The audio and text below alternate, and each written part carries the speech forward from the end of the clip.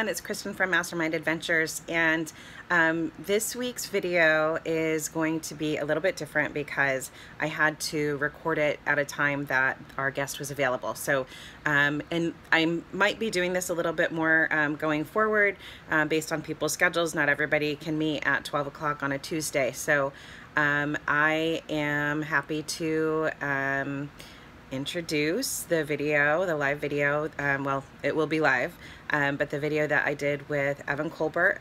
He's a licensed social worker, and we'll go through introductions in the video that we recorded.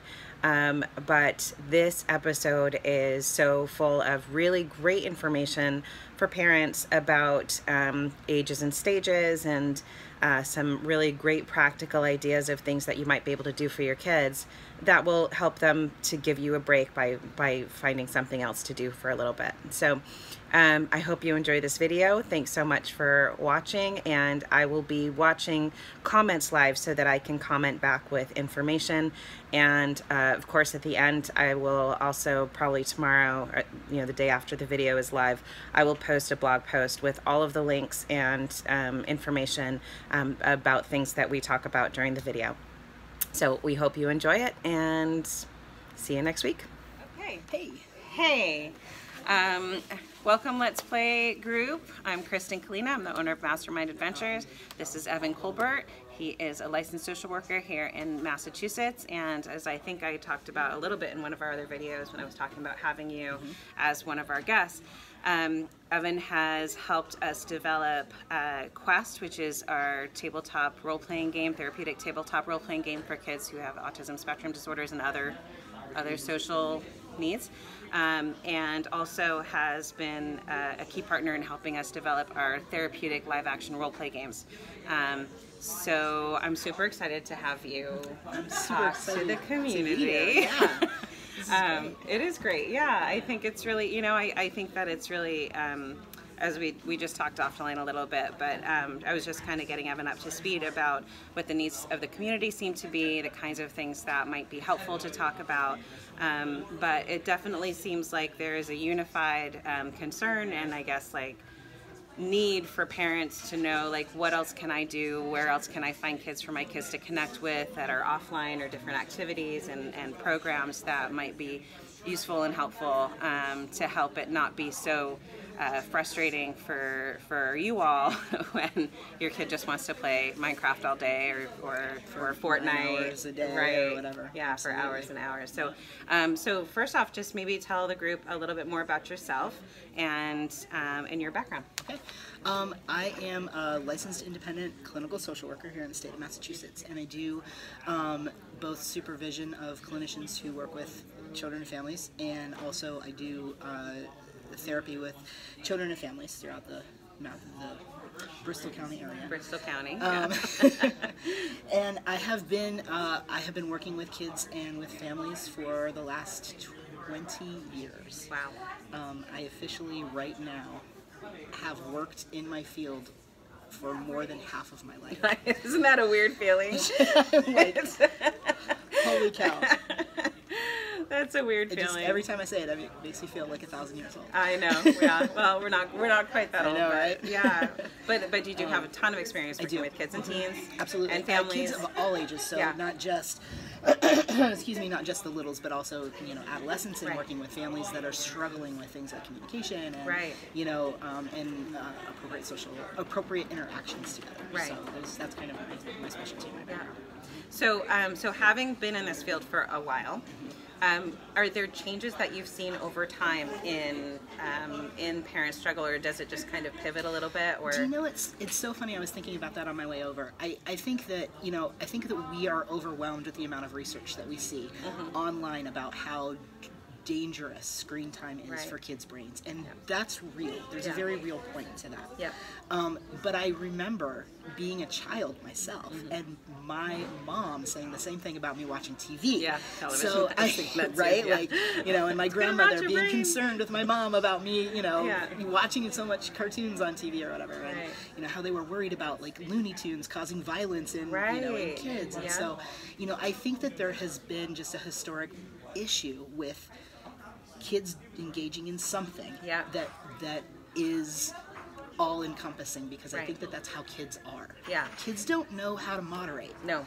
It's one of the reasons why they need parents. Right, right. Right? I just read an article, I'm going to interrupt you, but I just read an article that when books became readily available, there was a social outcry against children reading too many books, that this was going to be a problem. And yeah, so, you know, even now we're like, gosh, please read a book. Would you please read a book? Absolutely. Yeah. Anything. Just, Yeah. Even read a book on a screen, I'm okay with that. Just read.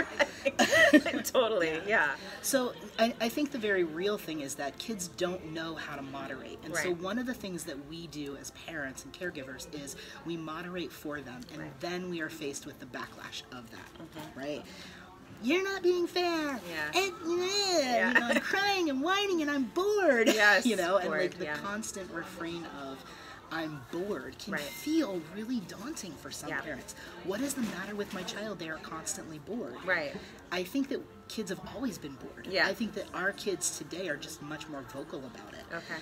Partly because there is instant gratification in a kid saying, I'm bored, and a parent handing over a game Okay. or a phone or a tablet and saying, Right. here, watch a YouTube video. Right. Here, do something. Please stop screaming in my ear that you're bored, because I don't know what to do with you. Right. Right? Right. And two, we've lost some of the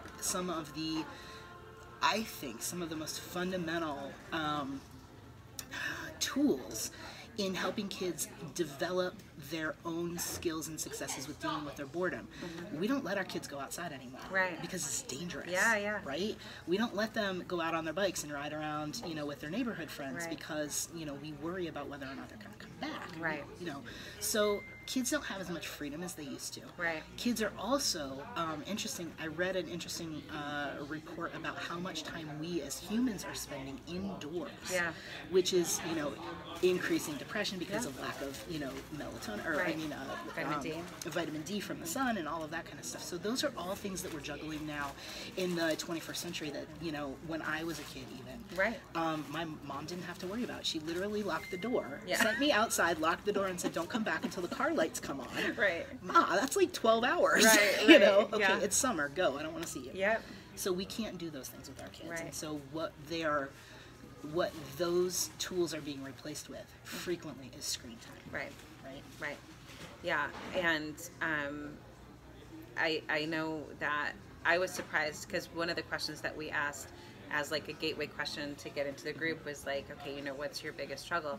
And a few of the people said that their kid is in sports and they are in other kind of activities, but sometimes finding another kid to connect with, because I think even in our neighborhoods, even if you're in a remote place, and it's somewhat safe to have your kids outside, that it doesn't mean there's somebody next door, right, for them to be able to connect with. And they're looking for communities, and you turn on the computer and there's automatic right there's a community for them to connect with and to socialize with.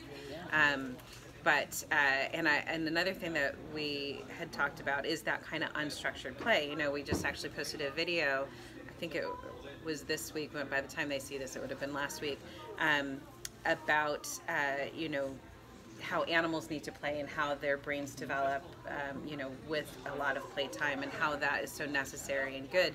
And you see the rise of things like I forget what they call them, these like unstructured playgrounds where they give kids tools and they say, you know, like we're actually a sponsor of Mud Day, which is on Saturday, that kind of promotes that idea. Absolutely. So, you know, what can we as parents, you know, what are things that we should be looking for to try to create these opportunities for our kids?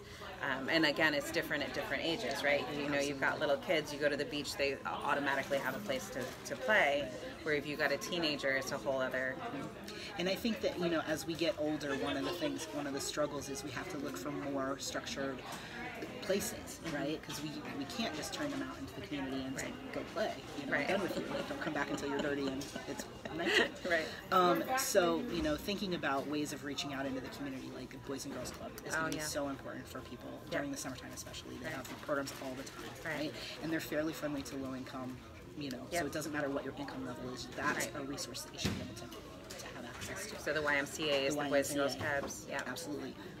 Scouts, Boys and Girl Scouts do camping over the summertime. I know that their season ends for the summer, but they tend to do like summer camping activities during the summer, things like that. You know, obviously communities like this, you're going to be looking for those places where kids can come and just be kids and shoot other kids with Nerf blasters and play games and engage in those different types of things. Right.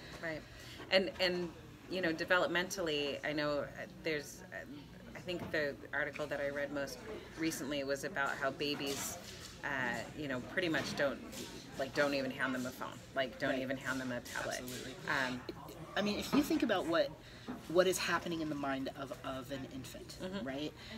Their brain is developing so incredibly rapidly. They need what they need is they need so many different types of engagement so that you are firing their brain synapses in as many regions of the brain as you can reach, right? So like sound, visual stimulation, tactile stimulation, lots of touch, you know, they are multi-sensory creatures, right? So, you know, reading to them, you know, taking them for walks outside where they can be, you know, have quiet, you know, hugging, playing, wrestling, touching them, you know, those are the kind of things that babies need. One of the people who does a lot of science around children and brain development is Dan Siegel. Right? He works with kids that are traumatized. He also writes some really incredible parenting books, No Drama Discipline and The Whole Brain Child, that talk about ways of interacting with kids so that you're correcting them in the most developmentally supportive way. Okay. Right? Yep. Love that. And he's great. And he talks about, he says, the one thing that he says is circuits in the brain that fire together will wire together. Okay. Right? So, I mean, he says it much more eloquently than that, but what he's saying is when a kid gets angry and they hit something, that wires together so that a kid always associates anger with physical aggression, right? Or that the amount of stimulation that you get from screen time, so from playing a video game or from engaging in, you know, some other kind of screen stimulation, can essentially be like, and there's, like I said, a lot of research. You can find a lot of research about it. Some of it's very scary. Yeah. But it increases your serotonin levels.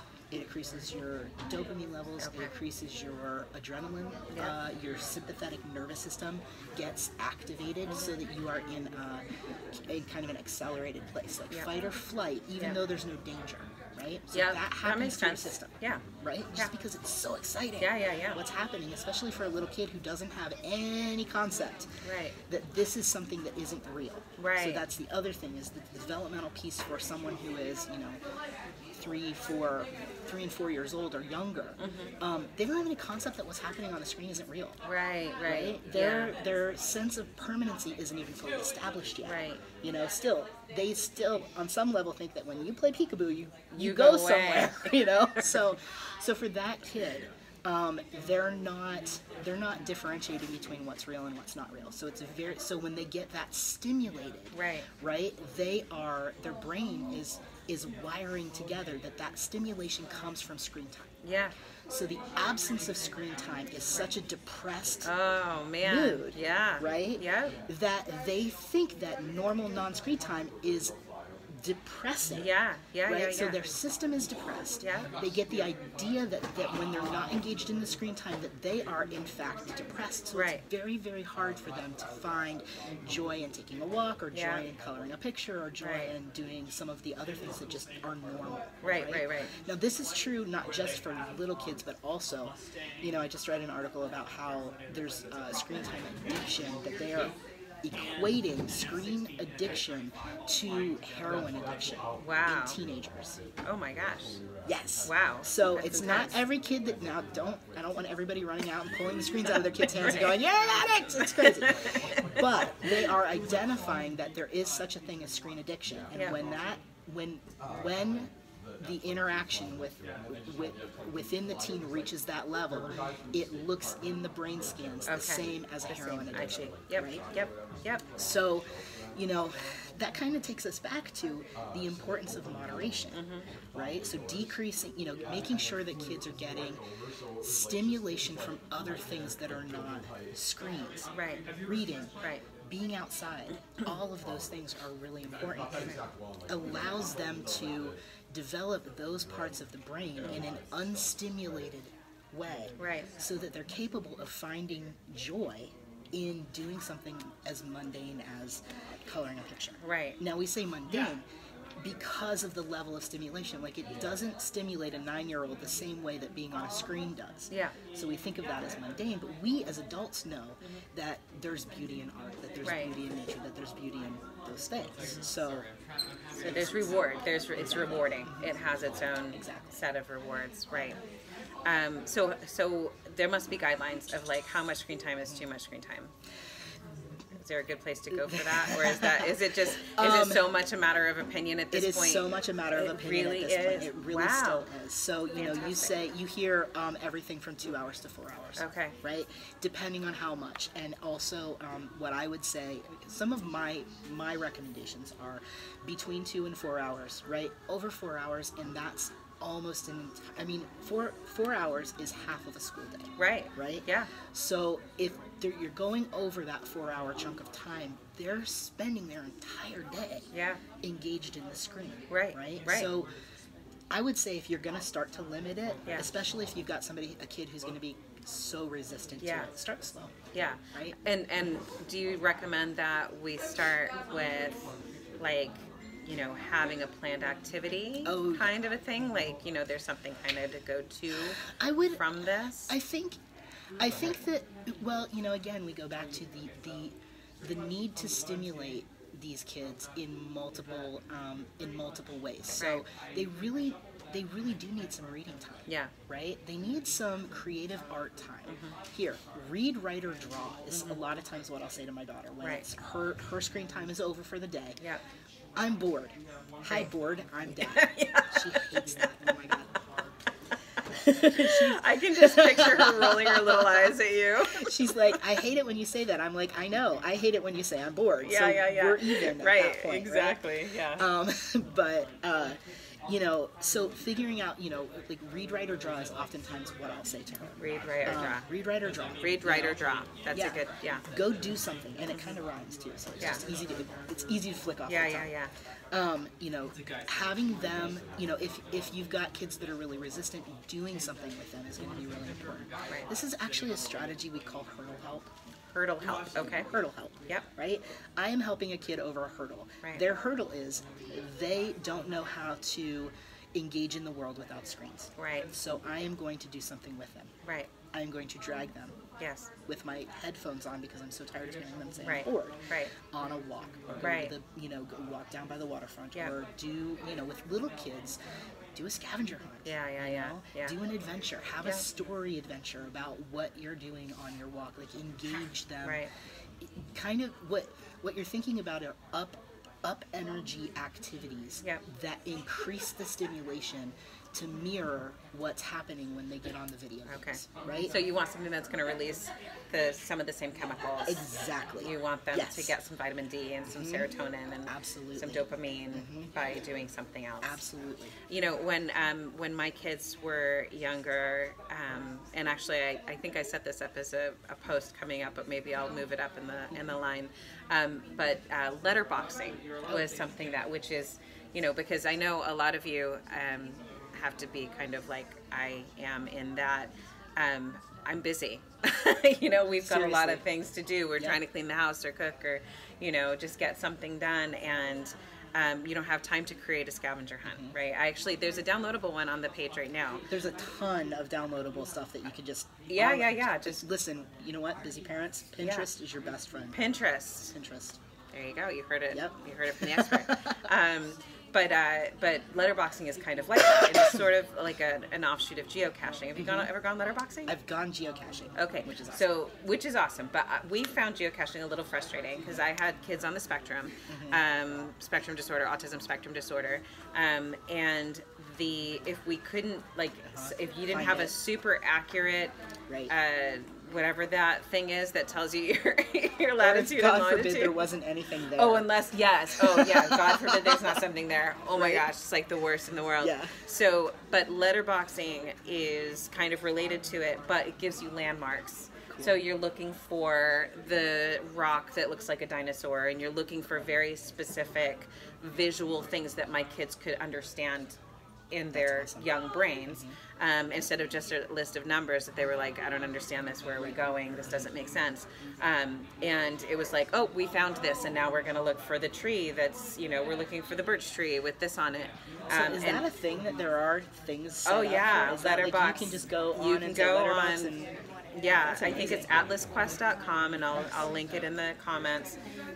But yeah, atlasquest.com, or LBNA, I think was the other one, Letterboxing North America. And they call it letterboxing because it originated in the UK, where a letterbox is a mailbox. That makes sense. But the premise of it is that you are kind of a scavenger hunt, and you're looking for different things. And then when you find it, what's in it is a pad of paper or a notebook, and a stamp.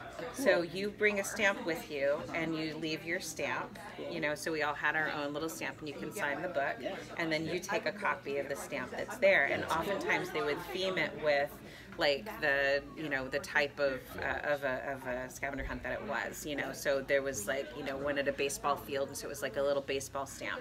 So you can collect these over time, and then you have, it's also, kids love to collect things. I know my kids did, and that was really fun. And there's other resources like that, but that's a quick one, and it's kind of neat because you're kind of like also kind of aware of, like, the world around you, and kind of that the world is bigger than our little circle of people, and pretty cool. And then there's a whole thing, like, if you want an art activity and you get them into letterboxing, they can actually make their own stamps. That's cool. Which is really neat. That is cool. So there's all kinds of stuff attached to that. So I'm a huge letterboxing fan. But yeah, no, scavenger hunts are cool. So Pinterest has a lot of scavenger hunts? Pinterest has lots of activities. So I like the scavenger hunts that they have for kids. They also have, you know, because we're busy, right? And we don't have time necessarily to take a 2-hour scavenger hunt around the community because, I don't know, I gotta work, you know? I don't get home until 7 o'clock sometimes. You know, and 7 o'clock ain't no time to be going out on a scavenger hunt. Right, Just saying. right, yeah, You know? no, it's true. But they have, what I really like are the Lego challenge cards. So it'll be like, you've got a box of Legos, and it'll just say something on it, like build a robot, or build your name out of Legos, or build a tic-tac-toe board, and then play a game. And you can find those on Pinterest too. So that's Lego really challenge neat. cards. Lego challenge cards. Yep. All right, we'll link it in the comments too. You know, kids are big fans, but little kids and middle schoolers, big fans of bubbles and soap. Yeah. I mean, and sidewalk chalk. I mean, like, no kid is going to say no to sidewalk chalk. And this is actually, you know, it's interesting. One of the things that I did to challenge myself as a parent, when Neve would say, I'm bored, she's my daughter, she would say it so frequently, and my wife and I would get so frustrated, like, trying to entertain her. Right. Before we realized that, you know what, it's not my job. Right. It is not my job to entertain especially an my only child, child, because she's the, Seriously. she doesn't have a sibling. So, you're the playmate. It's not my job to entertain her when she's not plugged into the television, right? And so I started telling her, like, listen, being bored is actually okay. Yeah. Right? So there is science behind this. Yeah. Kids, when they're bored, they're quiet, or they're active in their brains. So they reprocess the events that happen during the day. Right. They think creatively about problems in the world that they interact with. Right. And they the time that they spend being bored is both developmentally appropriate and necessary in order for them to become flexible thinkers and abstract thinkers and creative thinkers. And so I tell her all the time now, you know what, you're bored? Okay, good. That's good. You go with that. Yeah. We're going to go with that. Be bored. Yeah, that is so interesting. I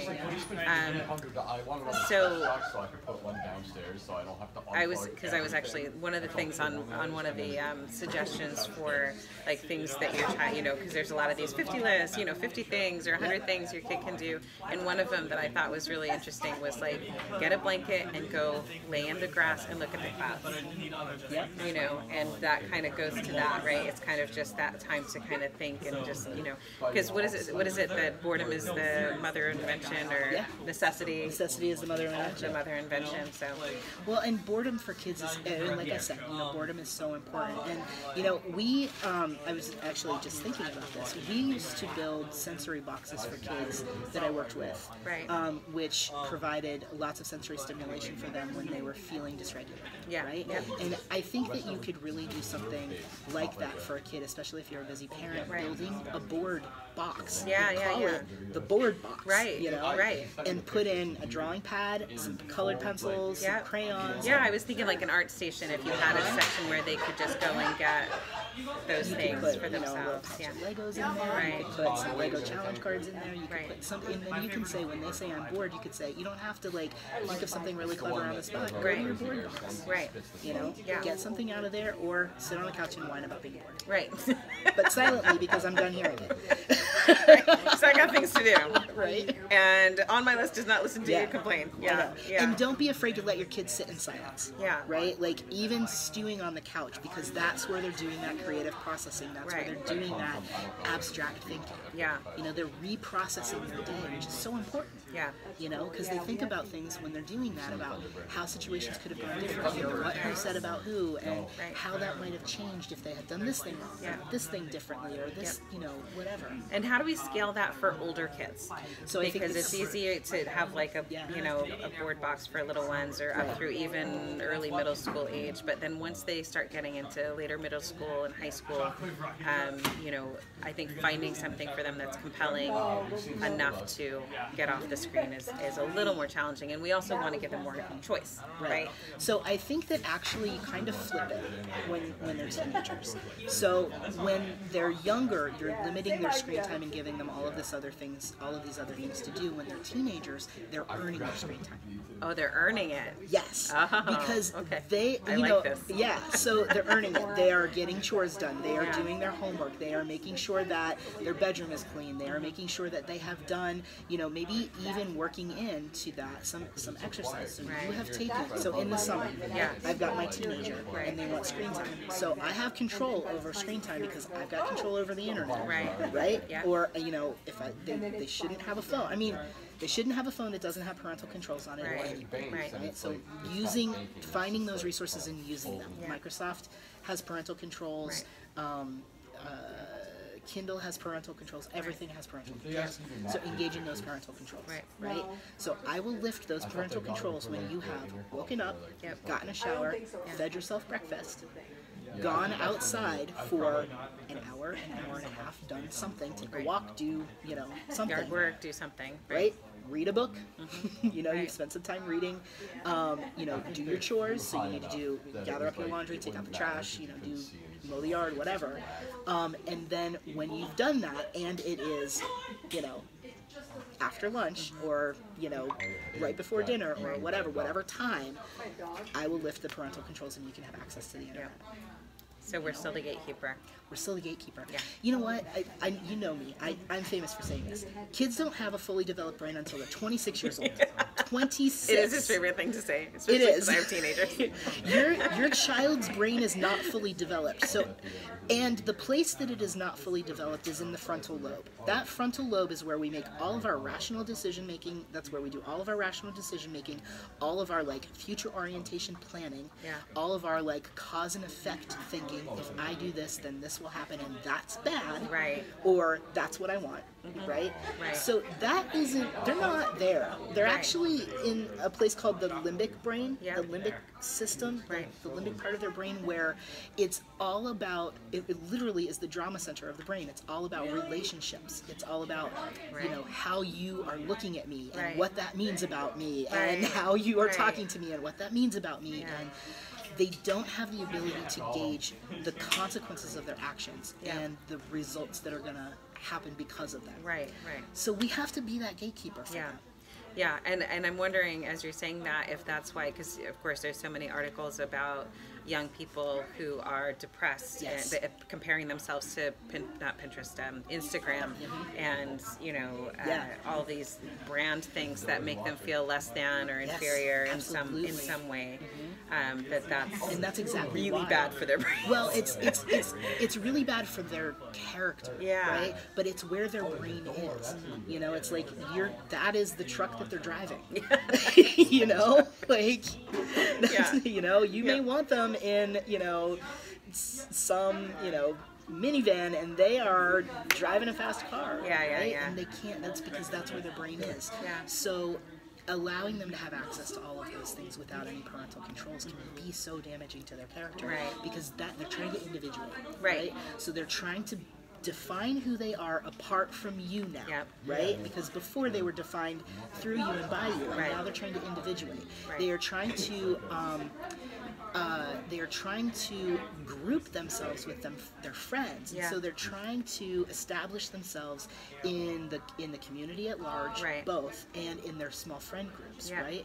And those are all things that are there's an incredible amount of social pressure to engage in, drama, and drama, and you know, maybe some inappropriate risky activity, some risky stuff. You know, there is also a drive, interestingly enough, there's also a drive for teenagers to take risks, right? So what's happening also in the brain is that we are experiential learners, and so we are, okay, I feel like either I'm not confident enough to do this and I have to prove it to myself and all my friends, so I'm going to do something that's incredibly risky, or I feel confident, so I feel overconfident in my skills, so I am going to do this incredibly risky thing because watch how well I succeed. I'm going to impress you all with my magical ability to jump over this wall and do a backflip and not land on my neck and kill myself. Right.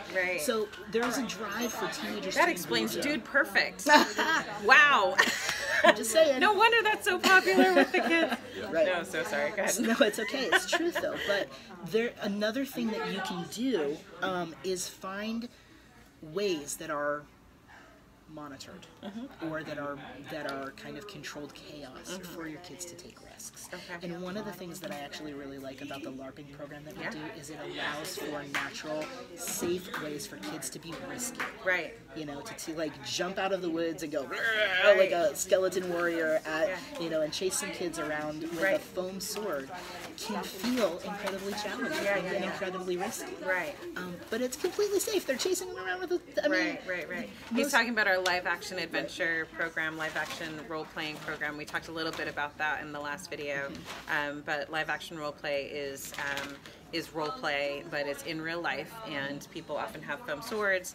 Our program for very small children does not have any combat at all, and it's equally as awesome, but a lot of the boys really like having that foam sword in their hand and being able to chase each other around with it. It's a thing. But yeah, that's interesting. Yeah. There's also, you know, Boy Scouts provides going and out into the woods and camping. There's a risk, you know, starting a fire, learning how to control a fire is risky. Right?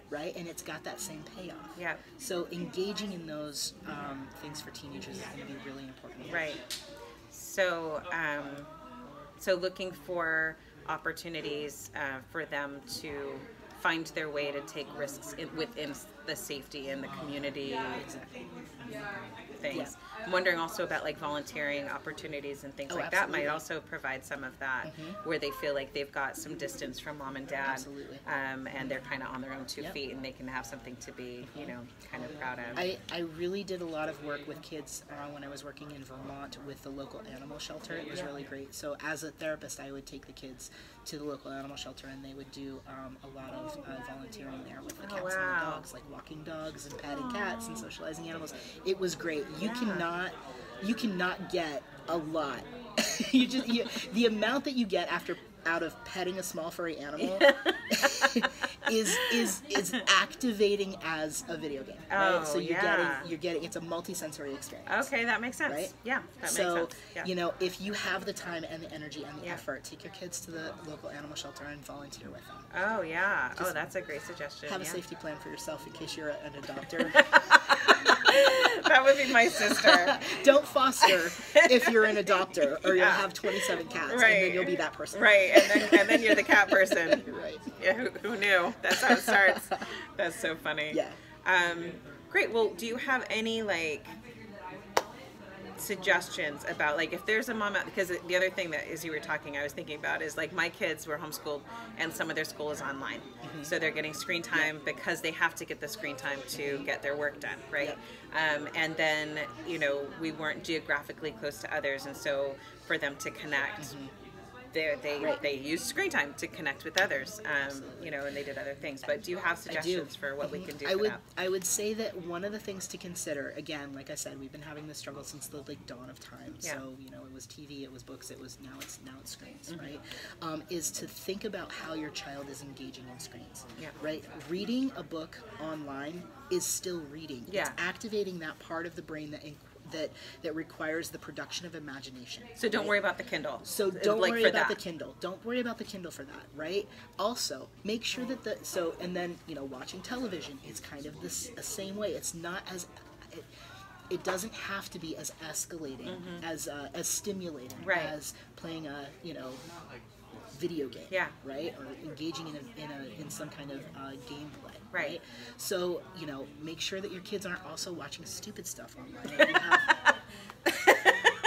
I'm sorry, I'm laughing because of like I was you know, my niece and nephew are a lot younger than my kids, and they're little, and their favorite thing to do is watch unboxing videos of toys. And yes, and I'm sorry, when you said like watching stupid stuff, I'm like, well, there's nothing stupider than that. I can't think of anything stupider than watching someone open a toy and then tell you what it feels like. I was like, are you kidding me right now? Wow. Seriously. No, but they have unboxing for all different ages. And like, you know, this one woman, I'm sorry, I'm going off, I know. But this one woman was like taking out different toys and talking about them, and then she would play with them and do different things with them. And I'm like, hey, you know what you all have? Toys. You know what we can do right now, right here in your room? Is take out the toys and play with them, you know. But they were interested. They were so wrapped by this, and I just thought that's a new development since I was a young parent. So I'm sorry. It is too. And you know what? You think about the way that YouTube is different than television. Right. So you can. My daughter was watching a YouTube video. She watches other people play video games. Yes, that's the. My kids did that too. I don't even know what. And you know what they call it? I think they call it a Let's Play. Isn't that ironic? That's what this group is called. Yeah, I think that's what a Let's Play. I know. It just boggles my mind. But there are YouTube videos out there that are kid friendly and that they're decent to watch. I've watched more than any amount that I ever thought that I would ever want to watch. But I was listening to one of them the other day, and it was totally. He's like, oh well, I'm not neighbors with ugly people, and I was like, let's talk about what you're getting exposed to. So we had a conversation at dinner about it. Right? And I was really surprised that she was able to say, you know what, I understand why that's wrong. After a lot of back and forth about like why that's not okay. Right. And she said, you know what, I know the ones that are for kids, I'm gonna not watch this guy. I'm gonna watch them. Is that okay? Can I still watch it? And I was like, as long as we can agree that you're not gonna watch these other people, then, you know, I'm okay with that as long as you acknowledge that if I hear something that I don't like, I'm probably going to ask you to do something else. Right. You know? So, you know, making sure that you're paying attention to what your kids watch, because it's not all safe stuff on YouTube is a dangerous place. Right, yeah. You know, but Netflix has these educational shows, right? They are going to stimulate a brain less... in that fight or flight mode, less, right, than something that is like watching, I don't know, participating in a shoot 'em up, like Die Hard, you know, or you know, I don't know, a video game that is a shoot 'em up game, right. So problem solving video. I mean, if you have to gauge what's going on, right? Know about what's happening, gauge what's going on. Shoot 'em up video games are more stimulating because they strike a fear response than puzzle solving video games. So if you have to make a choice, choose puzzle solving video games more frequently than the shoot 'em up video games, right? I mean, you're not going to get rid of shoot 'em up video games entirely, but you can limit the amount of access. Yeah. And my husband wants to do a whole thing because he's like the anti, like not anti, I shouldn't say that, but he's very much like an advocate about, you know, about appropriate media, you know. I mean, he feels like we shouldn't take this stuff away completely from our kids, because there are benefits, you know, to the puzzle solving games and to the problem solving games and other, I mean, honestly, I'm trying to remember, Scribblenauts taught my son to spell and read, and he struggled with it until he played Scribblenauts. He got obsessed with this game for a while, and it really, really helped him. And I remember sharing it with a friend whose son was dyslexic and having trouble learning to spell, and she was like, Scribblenauts is like the best thing, right? So I mean, there are games that are helpful and good for our kids. It's really just about those limits, and I think you're right in that it's hard sometimes as the parent when we're trying to get stuff done, when we don't have time to sit down and play a tabletop game with them, or we don't have time to sit down and color, or if they're an only child or the youngest child, and there's not a playmate for them to occupy them, we don't always have time. So having some go-to things, and I think that that's true about a lot of things, is just kind of having a plan. Right. Absolutely. Having a plan that works for your family, because every family is a little different, and just being aware of the dangers of too much of anything, right? And that's just it. It's about moderation. Right. Kids can't. That's what we need to do, is we need to help them moderate. It's not inherently bad. Right. Right? But it is, just like anything. You eat too much candy, you drink too much, you brush your teeth too much even can be bad. Right. So it's just figuring out and setting those limits for our kids. Right. All right. Well, thanks so much. Do you have any other last minute advice for our families out there? You know, it's okay. Say, you know what? It's okay for kids to be bored. That is my biggest, take-home message is it's okay for them to be bored. Right. Yeah. So I will link all of these things in the follow-up. I usually do like a little blog post so that you guys can have all of the resources that we talked about. Evan can be found. We'll link to because he has a private practice. And he specializes in kids and families. Absolutely. And if you email me at my private practice, which is on my website, I'm more than happy to answer your questions. Right. And Evan has worked with kids who have complex traumas using narrative therapy. Absolutely. That was something I kind of wanted you to talk about. Maybe we'll do another video talking about that. Video. That's a whole nother video. Yeah. So we'll talk about that another time. And Evan will also be running Quest with us next month. And Absolutely. so if you have a child who needs to practice those social skills, you might get to have him in him or her in a program with us that helps them practice their social skills. Absolutely. And we're here for you. So let us know if you guys have any questions, if there's a certain kind of video or somebody that you want me to seek out to talk to. I am happy to do that. And thanks so much for watching, and bye. All right.